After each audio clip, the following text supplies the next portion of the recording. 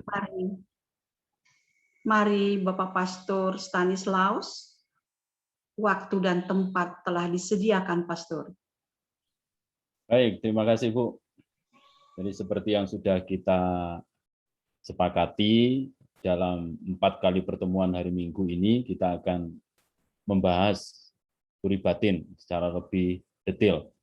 Jadi kalau sebelumnya kita melihat soal sikap doa, nah sekarang kita melihat perjalanan jiwa yang digambarkan di dalam puri batin itu. Tapi di situ nanti kita juga bisa melihat kira-kira tingkatan-tingkatan atau perkembangan hidup doa seperti apa. Jadi kita melihat dulu, ya seperti ini yang direfleksikan oleh Teresa Avila tentang pertumbuhan hidup rohani, tentang perjalanan jiwa menuju kepada Allah. Nah, di pertemuan yang pertama ini, saya akan menjelaskan ruangan-ruangan pertama dan kedua. Jadi ada 7 ruangan, nanti akan kita bagi menjadi 4 kali pertemuan itu. Jadi untuk yang pertama ini cukup ruangan yang pertama dan kedua.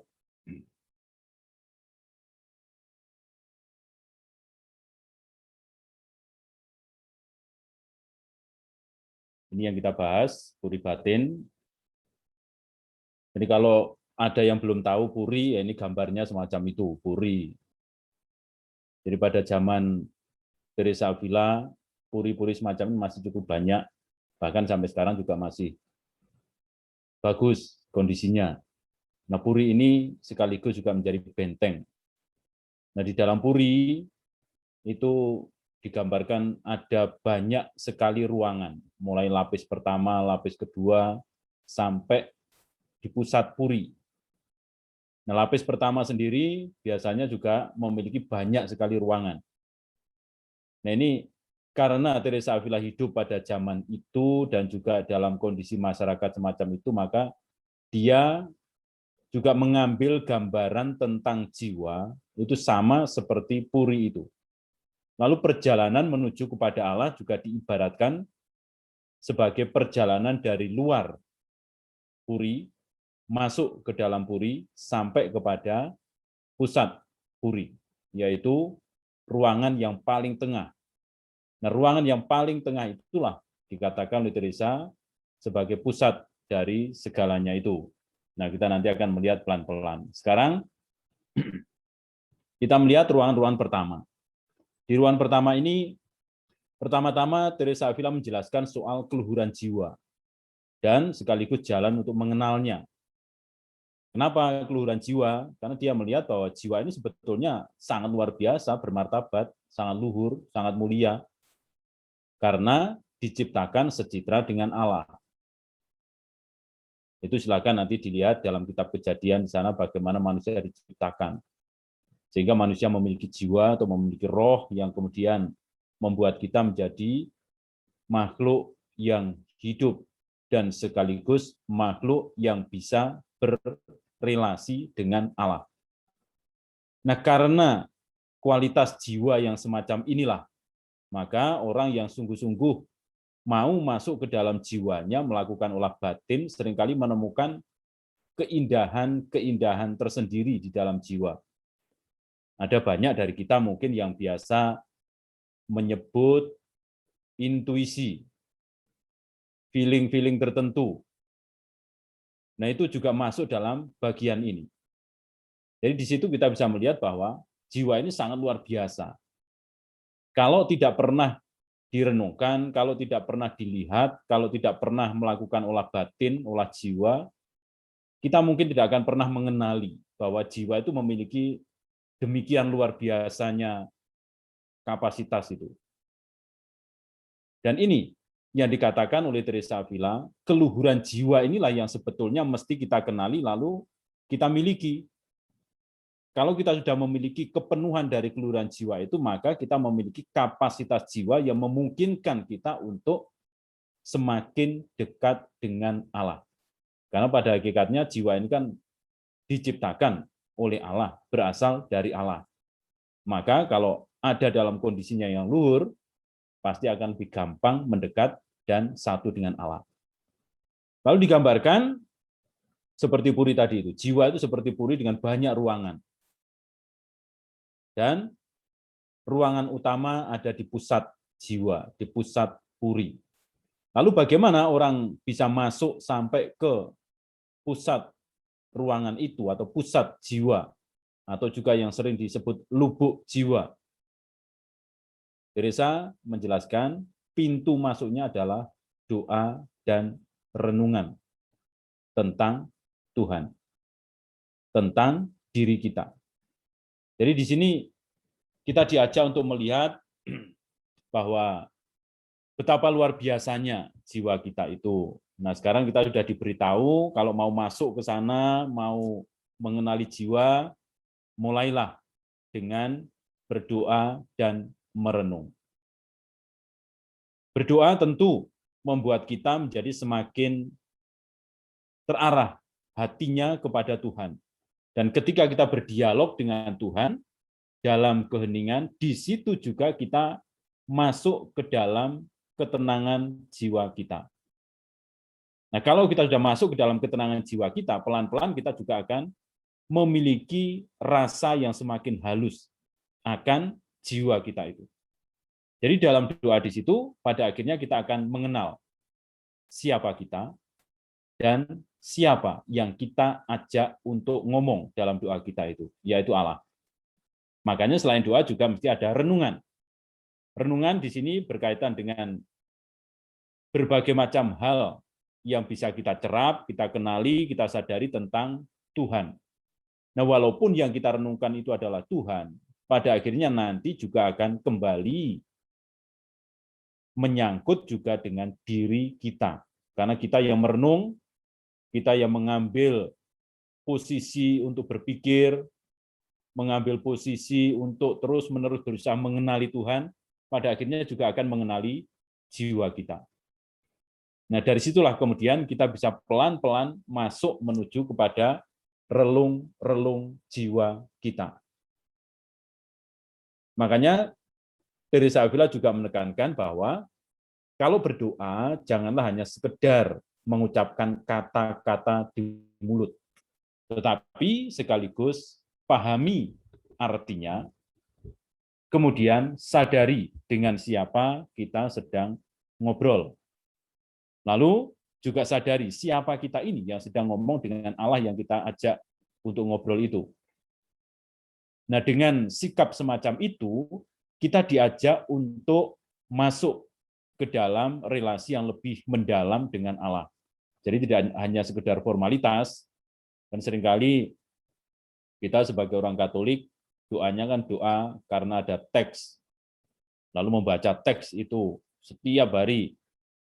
Lalu kalau nanti ditanya, tadi apa yang didoakan, nggak tahu isinya apa. Nah, itu berarti kan hanya membaca, mengeluarkan kata-kata, mengeluarkan bunyi, tapi tidak tahu isinya apa.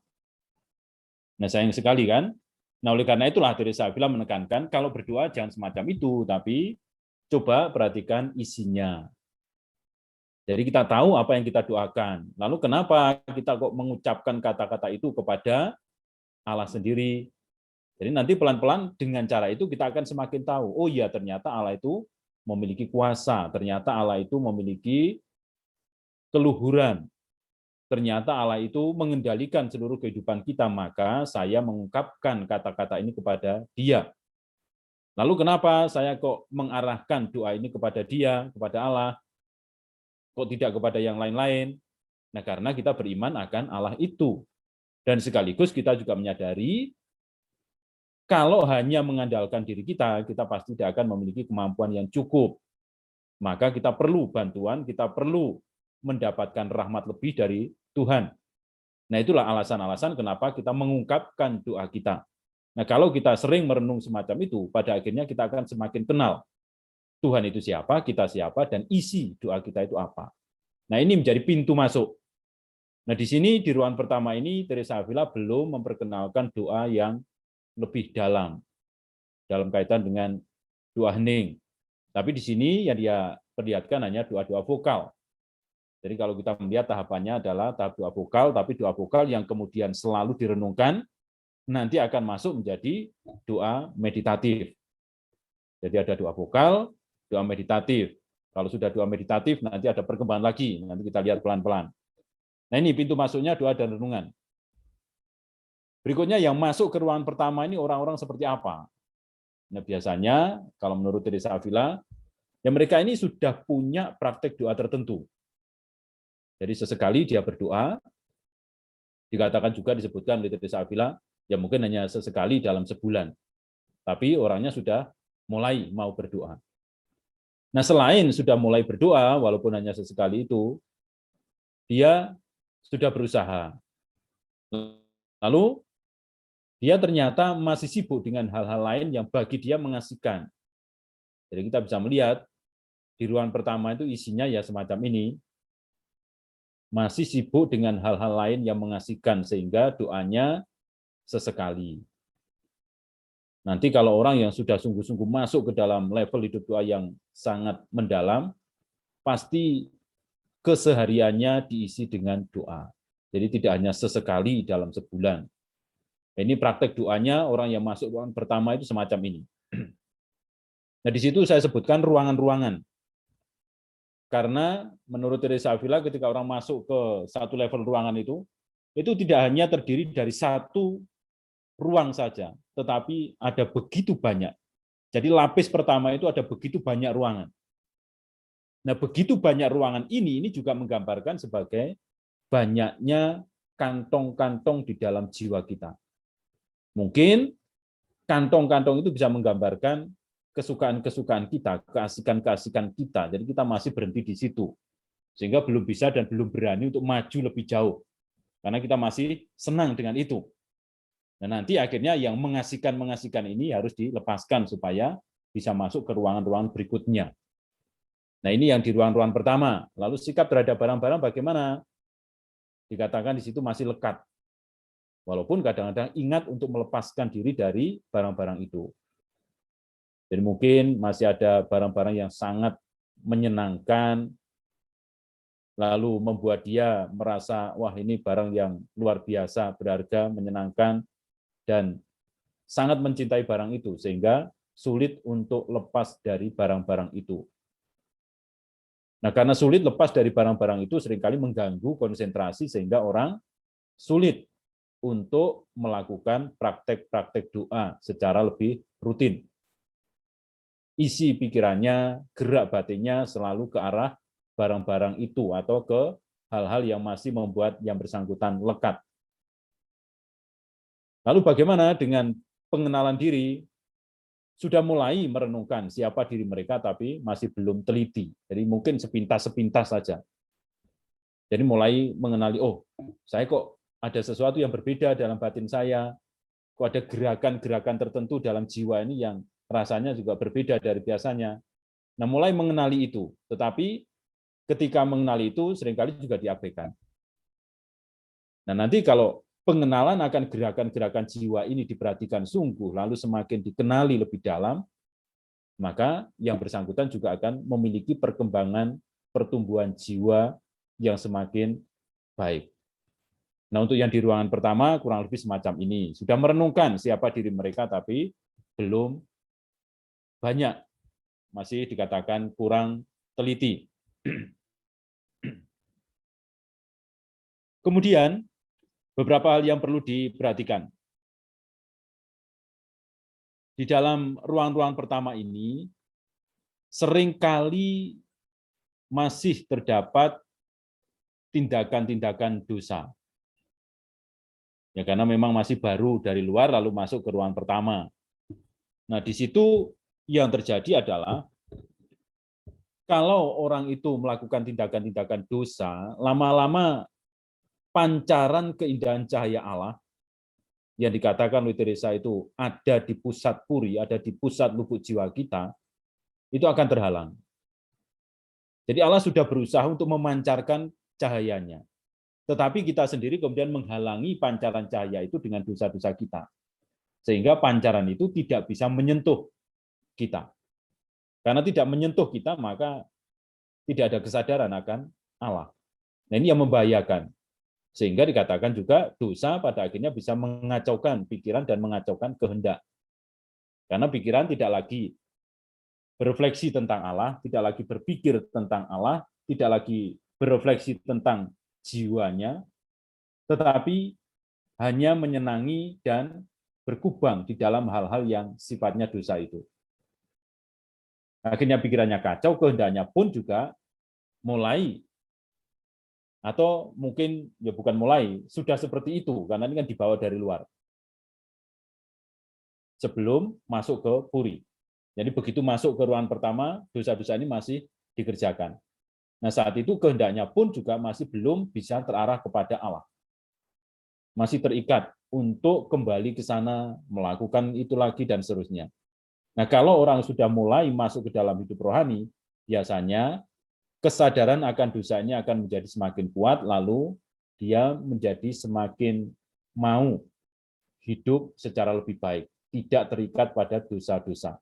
Pikiran dan kehendak juga semakin terarah kepada Allah, bukan kepada hal-hal yang dia senangi lalu membawa dia masuk ke dalam dosa. Nah, selain itu juga diperlukan di sini soal rasa takut akan Allah. Kenapa?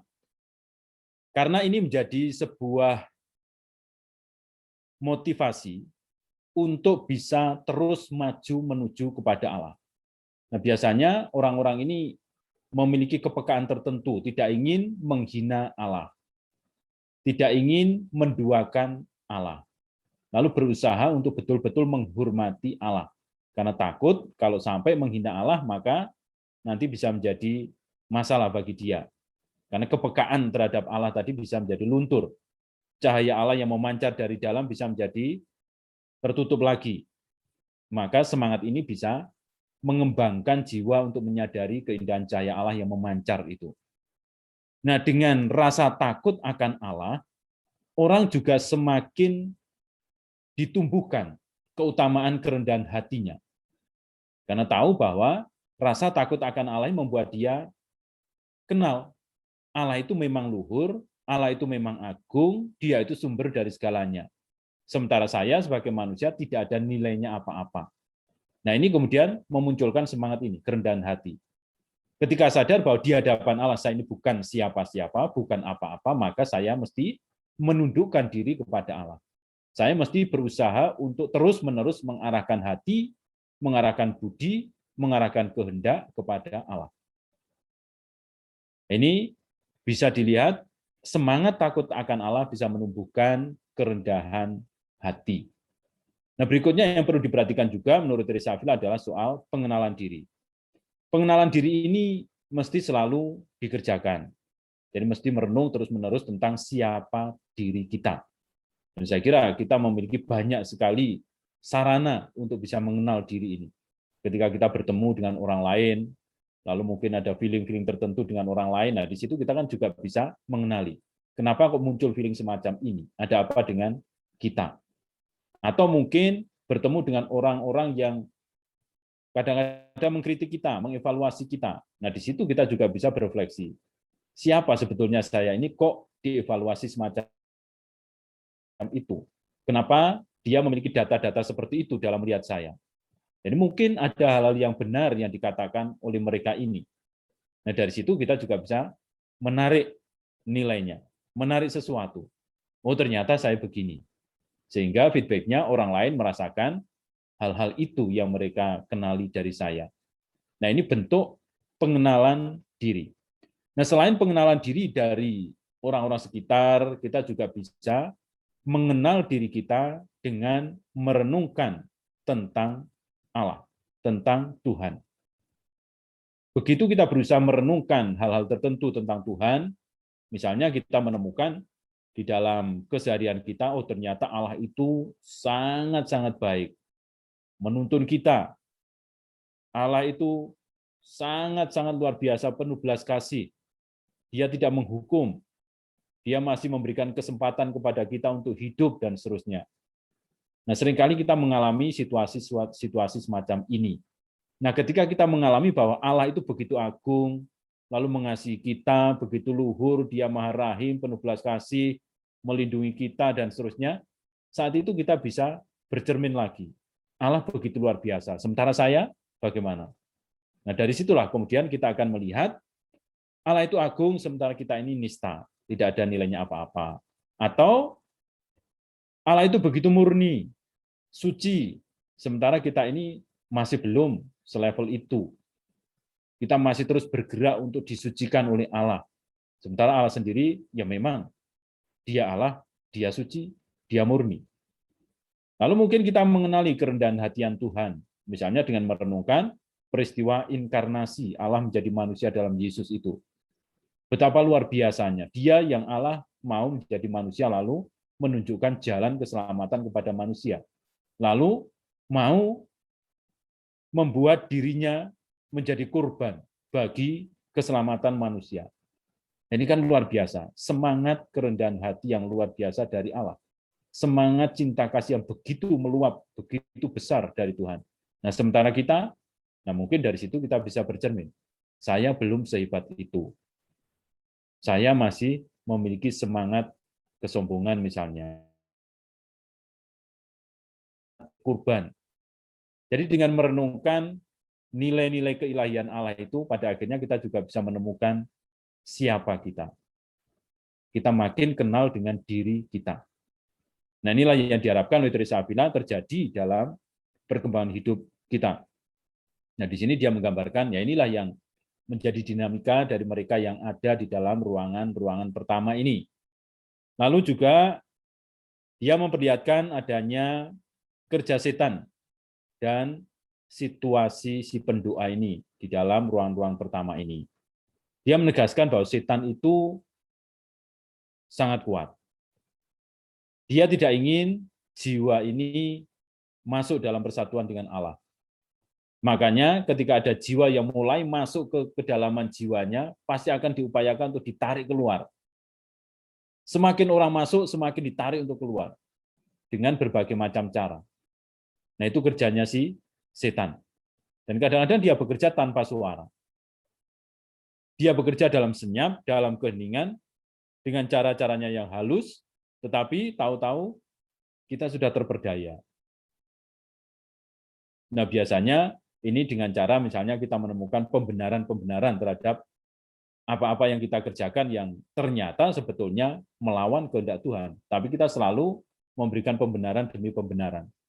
Nah, bisa jadi si jahat ini, setan ini, memberikan kepada kita ide-ide tertentu untuk membenarkan apa yang kita kerjakan itu.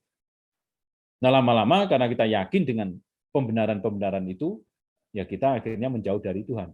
Nah, ini kan cara yang halus, cara yang sangat tanpa suara atau senyap, tetapi tanpa sadar bisa menyeret kita keluar dari jalur hidup kita.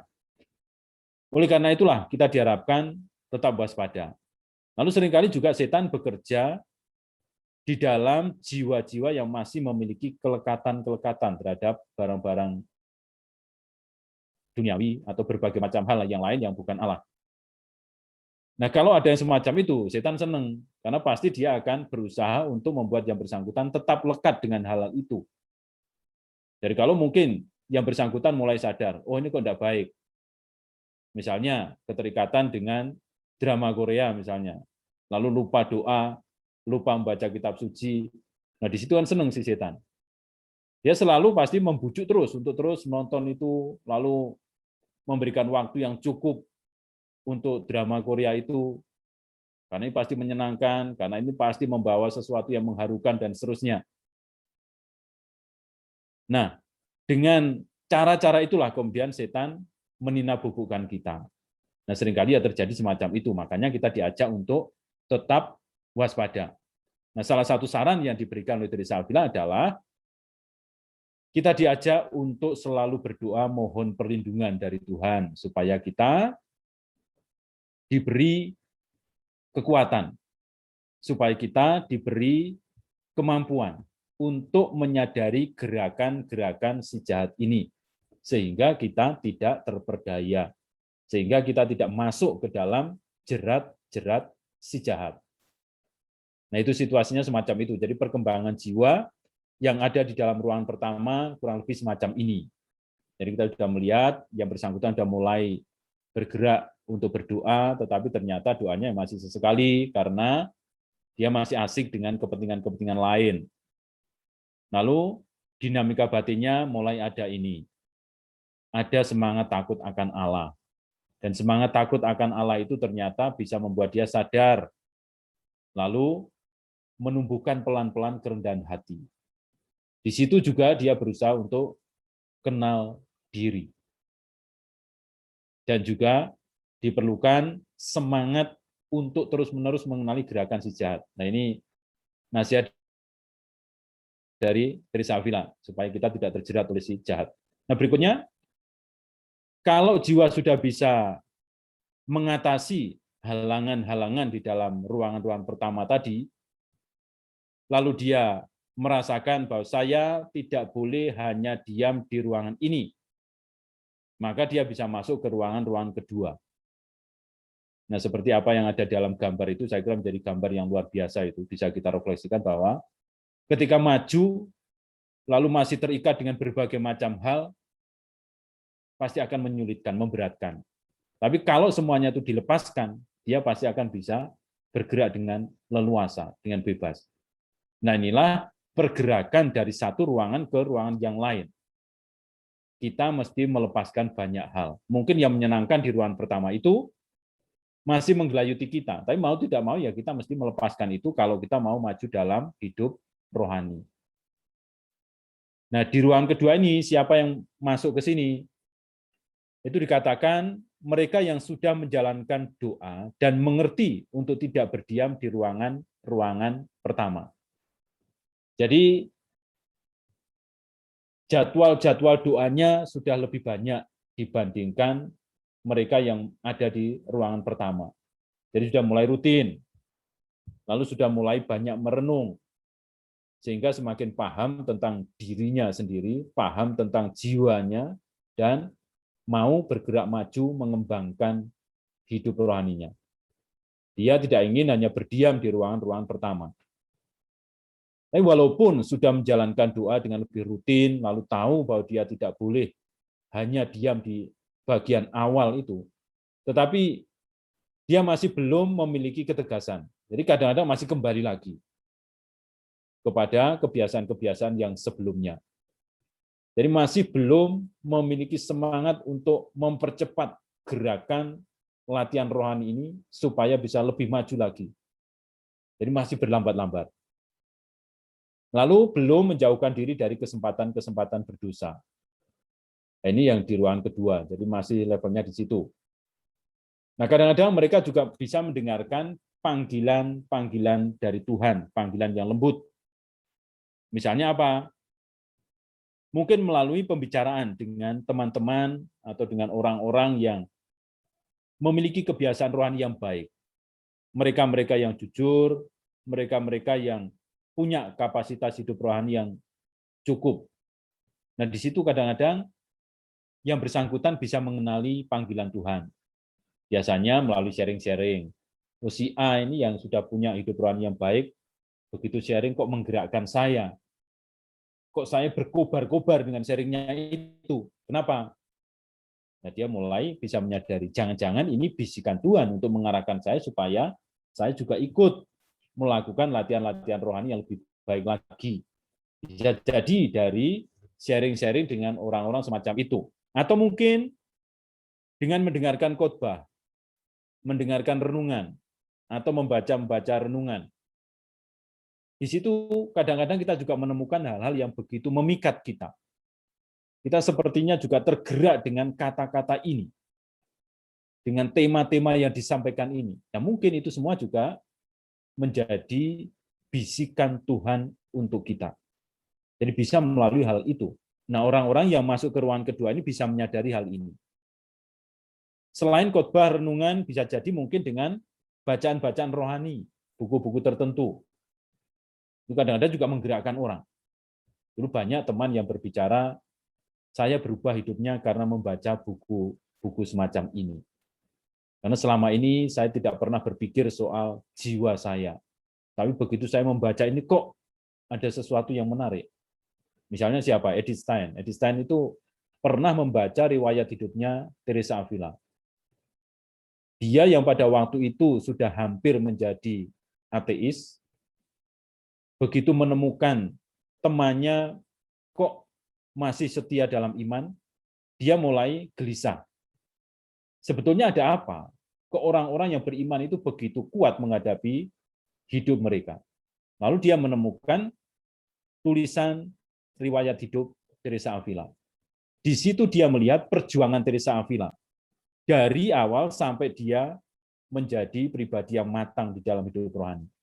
Dia menemukan perjuangan Teresa Avila itu adalah seperti pancaran dari pencariannya terhadap makna hidup dan sekaligus juga jawaban atas pertanyaan tadi itu. Kenapa kok orang-orang beriman itu memiliki semangat hidup yang berbeda dengan yang lain? Nah, dari situlah kemudian dia merasakan, oh, kok ada sesuatu ini. Lalu akhirnya dia menjadi Katolik, bahkan kemudian menjadi suster.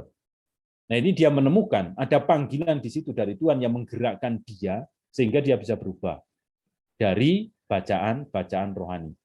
Nah, mungkin kita juga demikian. Mungkin ada saudari-saudara di sini yang punya pengalaman serupa. Jadi begitu membaca buku-buku tertentu, kok sepertinya ini kata-kata Tuhan untuk saya, kok sepertinya ini jawaban Tuhan bagi persoalan saya. Nah, bisa jadi muncul dalam bacaan-bacaan itu. Tuhan bisa menggunakan banyak cara untuk memanggil kita, untuk mendidik dan menuntun kita. Ada juga teman yang bercerita ketika dia mendoakan doa ibadat harian dari Brevir itu. Dia juga menemukan walaupun itu hanya kata-kata Mazmur yang selalu diulang-ulang begitu. Momen-momen tertentu membuat dia bisa merasakan, ini kok sepertinya pas untuk situasi saya, kata-kata Mazmur ini. Nah, ketika dia merasakan semacam itu, dia bisa terserap masuk ke dalam arti, makna dari kata-kata Mazmur itu. Nah, ketika terserap masuk di situ, dia baru sadar, oh, sepertinya ini jawaban Tuhan atas persoalan yang saya hadapi. Nah, di situ dia merasakan ada sukacita, ada semangat, ada kobaran yang baru yang muncul, yang membuat dia tahu bahwa Tuhan ternyata tidak meninggalkan saya. Dia masih menyertai saya, dia masih ada dekat dengan saya, bahkan dia berbicara dengan saya melalui kata-kata kitab suci ini, melalui kata-kata doa ini. Nah, bisa terjadi semacam itu. Jadi ada banyak hal yang bisa dijadikan Allah untuk mendidik kita. Atau orang-orang tertentu juga mendengarkan panggilan Tuhan ini melalui peristiwa-peristiwa hidupnya. Entah itu peristiwa sakit, entah itu peristiwa kegembiraan bersama dengan teman-temannya, atau mungkin peristiwa-peristiwa pencobaan yang dihadapi. Di situ seringkali membuat yang bersangkutan menemukan nilai. Jangan-jangan ini adalah bisikan Tuhan. Banyak yang terjadi semacam itu. Misalnya, kita bisa melihat orang kudus Ignatius dari Loyola. Ketika dia sakit, harus berbaring di rumah sakit, apa yang terjadi? Dia menjadi sadar bahwa ternyata Tuhan membuat saya sakit ini supaya saya banyak merenung, banyak membaca. Lalu dia menemukan banyak hal dari semuanya itu. Juga tidak sedikit orang-orang yang menemukan sukacita, kegembiraan ketika berada di tengah teman-teman mereka. Mereka menemukan kebahagiaan ini dari mana asalnya? Apakah hanya sekedar ketika dia kumpul dengan teman-teman yang satu hobi, lalu memiliki kedekatan relasi, apakah hanya itu? Ternyata tidak. Dia merasakan ada sesuatu yang lain. Tuhan menggunakan teman-temannya ini, menggunakan suasana pada saat itu untuk menunjukkan kasih dan penyertaannya. Nah, itu bisa saja terjadi. Jadi, pada akhirnya kita bisa melihat kejadian-kejadian semacam ini bisa dipakai Tuhan untuk menunjukkan bahwa dia ada. Dia bergerak, dia sedang menyatakan sesuatu kepada kita.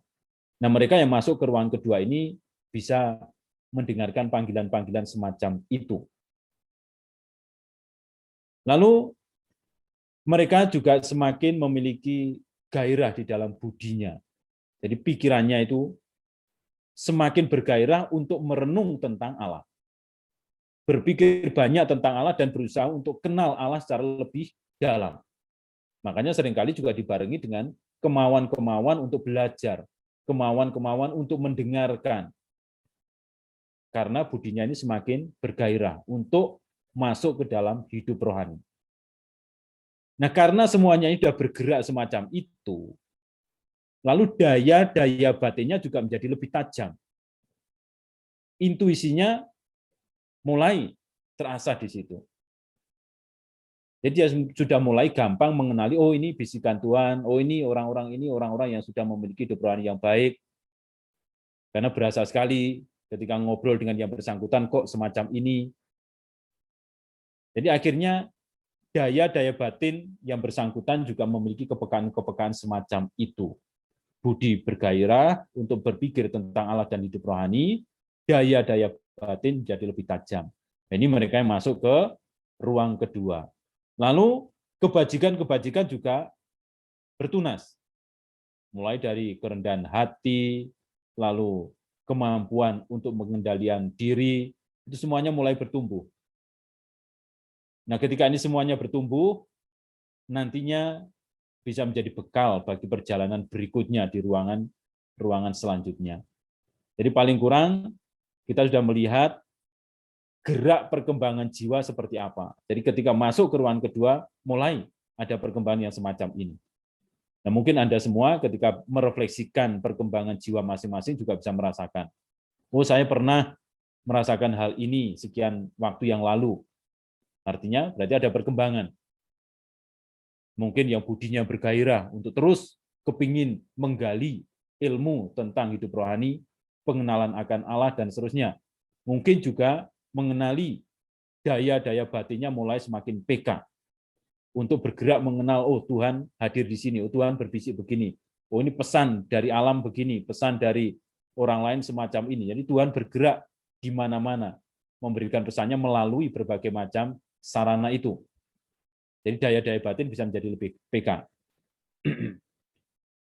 Lalu mereka yang berada di ruangan kedua ini juga diharapkan tidak gerusa-gerusu. Karena apa? Karena ada ini. Setan pun juga masih bekerja untuk menarik yang bersangkutan supaya keluar dari ruangan kedua ini, kalau bisa mundur lagi ke ruangan pertama atau bahkan keluar dari ruang jiwa. Artinya tidak mau lagi memperhatikan hidup rohani.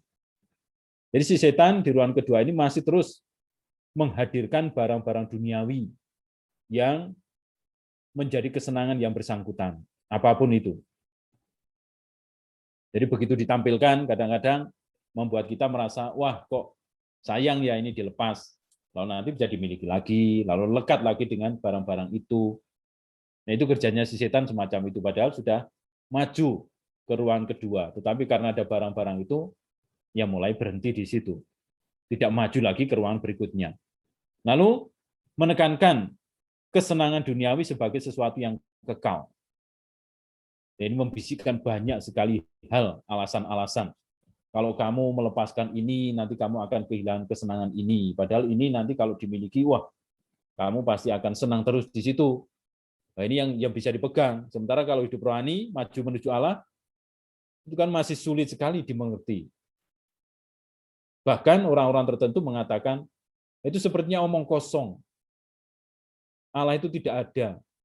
Ngapain kita harus melakukan olah batin semacam itu? Nah, kalau ada bisikan-bisikan semacam itu, kita mesti hati-hati. Jangan-jangan ini adalah halangan yang diberikan oleh si jahat ini untuk menghalangi kita supaya tidak maju. Jadi tetap menekankan kesenangan-kesenangan duniawi sebagai sesuatu yang pantas, layak untuk kita pegang, dan kesenangan-kesenangan ini dibisikkan oleh si jahat ini sebagai kesenangan yang kekal. Rugi kalau melepaskan kesenangan ini. Nah, bisa jadi semacam itu. Lalu juga memanfaatkan kebiasaan akan kesia-siaan.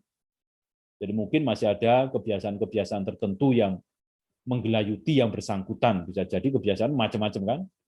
Mungkin terbiasa dengan kemarahan. Nah, banyak orang yang tidak bisa keluar dari kebiasaan itu. Apa-apa marah, sedikit-sedikit marah. Nah, kalau orang mau melakukan olah rohani, mungkin dia bisa mengendalikan diri, tidak menjadi marah. Tetapi si setan tidak membiarkan yang bersangkutan ini maju dalam hal itu. Nah, supaya yang bersangkutan ini tidak maju, si setan bisa saja menghadirkan hal-hal yang membuat yang bersangkutan terpicu kemarahannya. Akhirnya marah lagi, dan seterusnya. Jadi si setan bisa menggunakan kebiasaan-kebiasaan semacam itu. Kemudian ada dinamika semacam ini. Di satu pihak, Budi mengatakan bahwa menipu diri jika berkhayal bahwa hal-hal ini tidak berarti apa-apa kalau dibandingkan dengan apa yang dicari. Jadi kita bisa melihat ada nilai-nilai tertentu yang dipertimbangkan di situ. Yang dicari itu apa? Yang dicari adalah persatuan dengan Allah sendiri. Nah, kalau yang dicari adalah persatuan dengan Allah, lalu dibandingkan dengan hal-hal yang sifatnya duniawi, fana, kira-kira mana yang lebih penting? Mana yang lebih baik? Nah, di situ Budi mulai mempertimbangkan ini. Jadi ada sesuatu yang baik, ada sesuatu yang bernilai kalau saya mengejar kepentingan-kepentingan Allah. Nah, kalau saya mau mengejar kepentingan Allah, mau tidak mau saya mesti melakukan latihan-latihan rohani. Karena jalan menuju Allah bisa ditempuh dengan cara itu.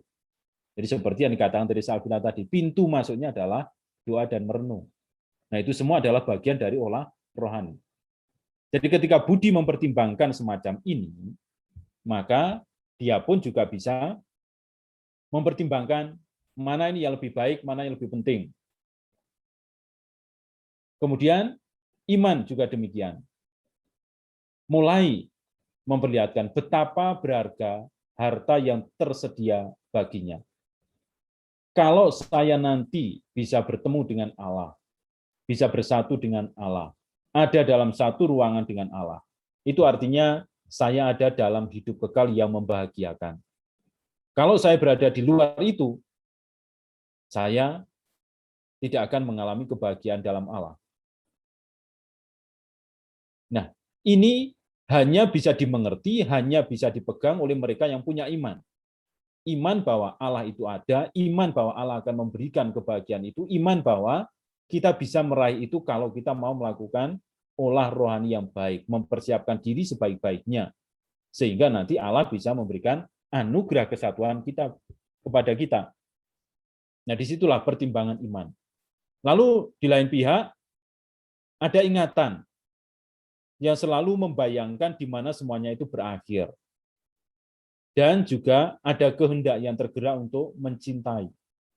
Nah, ingatan selalu berusaha untuk memahami. Kalau terus-menerus semacam ini, melakukan olah rohani ini, kira-kira ujungnya apa? Ya, persatuan dengan Allah. Nah, di situ orang bisa membayangkan persatuan dengan Allah ini kira-kira membahagiakan atau tidak. Nah, karena ada isi batin yang semacam itu, lalu kehendak menjadi semakin tergerak. Untuk apa? Untuk mencintai Tuhan, untuk mencintai olah rohani, untuk mencintai semua yang dikerjakan demi berjalan menuju kepada Allah. Jadi kita diajak untuk melihat dinamika batin yang semacam ini. Jadi mereka yang ada di ruang-ruang kedua sudah punya pergulatan batin ini.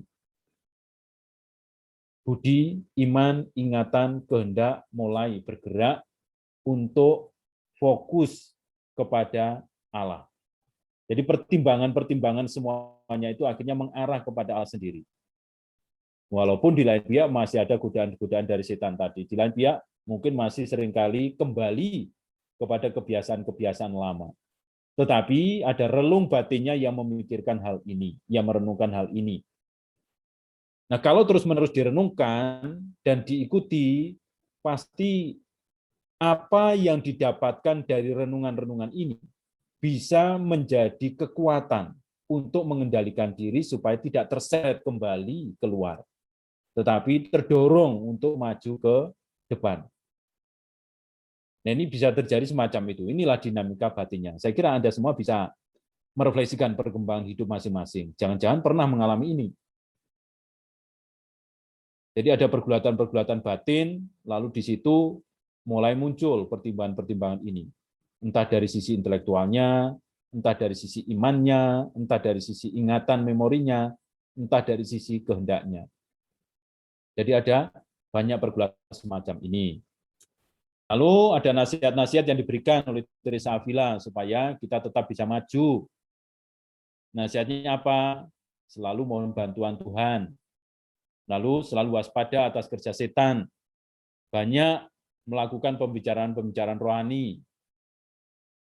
Ya tentu dengan komunitas-komunitas rohani yang baik.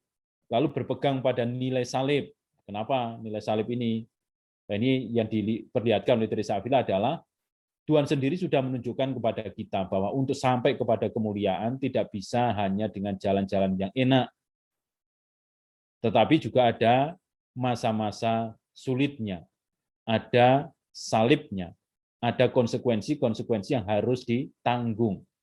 Oleh karena itu, kalau menghadapi kesulitan-kesulitan di dalam melakukan olah rohani, kalau ternyata di situ ada mungkin kekeringan, atau mungkin mulai muncul kemalasan, mulai muncul situasi-situasi yang berat, Teresa Avila mengharapkan kita melihat salib, supaya kita tetap termotivasi. Tuhan saja mau melakukan itu semua, kenapa kita tidak?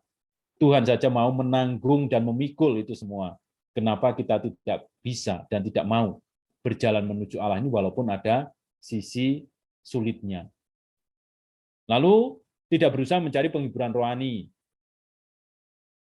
Ini seringkali muncul ini. Saya kepingin mendapatkan anugerah A, saya kepingin mendapatkan anugerah B, yang saya rasa itu sangat-sangat luar biasa mengasihkan. Kalau mendapatkan itu rasanya sudah luar biasa. Nah itu berarti yang bersangkutan mencari penghiburan, mencari-cari anugerah. Nah ini yang disarankan oleh Teresa Avila supaya tidak berusaha mencari itu, tetapi tetap fokus kepada Tuhan. Kalau orang sudah sungguh-sungguh fokus kepada Tuhan, pasti Tuhan akan memberikan rahmat-Nya, tidak usah bingung. Dan rahmat yang diberikan Tuhan itu seringkali adalah rahmat yang paling tepat, yang paling pas untuk kondisi kita saat itu. Kalau kita memohon, ya mungkin kita akan diberi. Tetapi kita diberi karena kita memohon itu. Apakah permohonan kita itu kita sadari tepat dengan situasi kita? Belum tentu. Nah, kalau kita ngotot mohon itu padahal tidak tepat dengan kita, lalu Tuhan sudah menyediakan rahmat lain yang lebih tepat, mungkin kita akan kehilangan rahmat lain ini karena Tuhan memberikan apa yang kita mohon. Ini kan sangat disayangkan. Oleh karena itulah kita diajak untuk tetap terbuka. Tuhan mau memberikan apa, ya silakan. Kita menerima. Jadi tidak perlu terobsesi untuk mencari penghiburan-penghiburan rohani. Ini nanti pasti akan diberikan Tuhan. Dan Tuhan memberikan yang terbaik. Lalu tetap pasrah kepada Tuhan. Dia tahu apa yang paling cocok untuk kita. Dan berusaha menyesuaikan diri dengan kehendak Tuhan. Nggak boleh lari dari kehendak itu. Nah, kehendak ini bisa diketahui dari mana? Ya, seperti yang biasa kita renungkan, kehendak ini bisa kita kenali dengan selalu membaca kitab suci. Karena kitab suci itu berisi rekaman atas berbagai macam kehendak Tuhan yang diberlakukan kepada manusia. Jadi cerita-cerita dalam kitab sucian berisi hal-hal itu. Jadi kita bisa menangkap nilainya. Oh, ternyata kehendak Tuhan seperti ini. Lalu Tuhan membiarkan kekeringan atau dikatakan digigit binatang supaya nanti menjadi waspada. Dan untuk memeriksa apakah kita sudah sungguh menyesal karena menghina Dia atau tidak. Jadi rupanya kekeringan pun juga akan terjadi, dan alasan terjadinya kekeringan itu salah satunya adalah supaya kita menjadi semakin waspada, supaya kita tetap menjadi setia kepada Tuhan sendiri.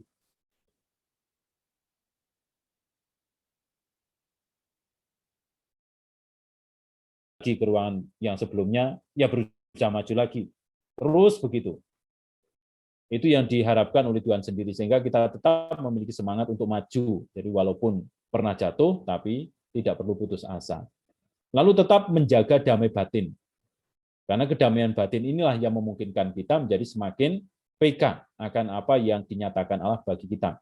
Dan juga damai batin ini akan semakin memotivasi kita untuk terus maju, menghadapi situasi-situasi yang sulit pun akan menjadi lebih tenang, karena ada damai batin. Lalu mengusahakan keheningan dengan lembut. Nah, ini nasihat-nasihat yang diberikan oleh Teresa Avila bagi mereka yang ada di ruangan kedua ini. Baik, Bapak Ibu, saudari dan saudaraku, itu saya kira untuk renungan kita malam ini, jadi ruangan pertama dan kedua kurang lebih seperti itu. Itu Bu, silakan. Terima kasih banyak Pastor Stanislaus. Renungan pengajaran malam hari ini sungguh sangat mendalam dan sangat berguna bagi kami semua para pendoa syafaat. Saya tidak perlu merangkum. Saya kira waktu lebih baik kita pakai untuk bertanya atau untuk bersharing. Untuk bertanya kepada pastor, mungkin ada sesuatu yang sangat menyentuh tadi sewaktu mendengarkan pengajaran. Mari Bapak Ibu,